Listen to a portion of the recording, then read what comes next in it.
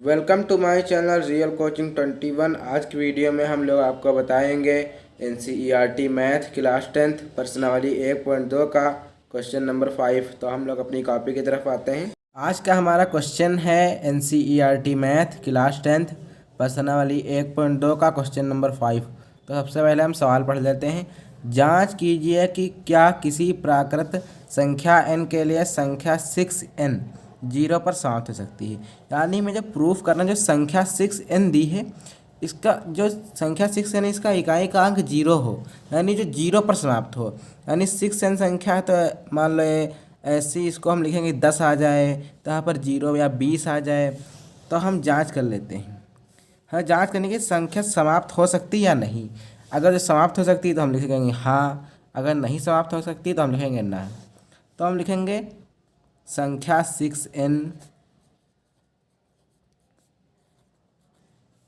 0 पर समाप्त नहीं हो सकती।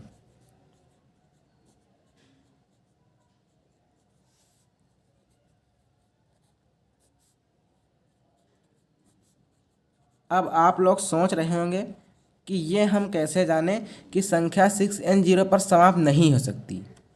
तो इसलिए समाप्त नहीं हो सकती हम लिख लेते हैं क्योंकि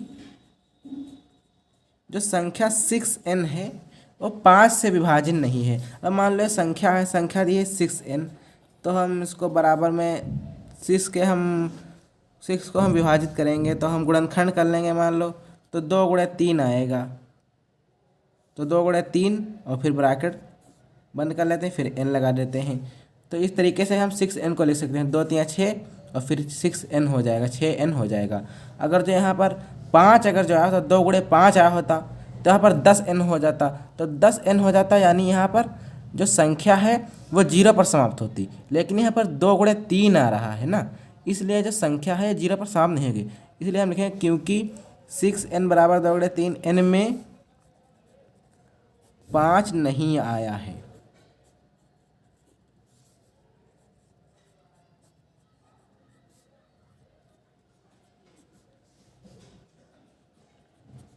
ये 5 से विभाजित नहीं है।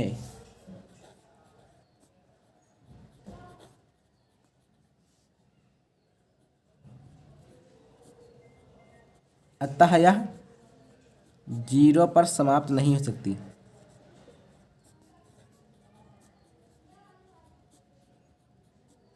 तो हम फिर से इस सवाल को समझ लेते हैं।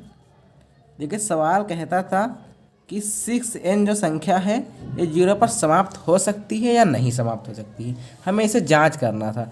तो हम इसे हम इस तरीके से जांच किए हैं कि जो 6n है 0 पर समाप्त नहीं हो सकती।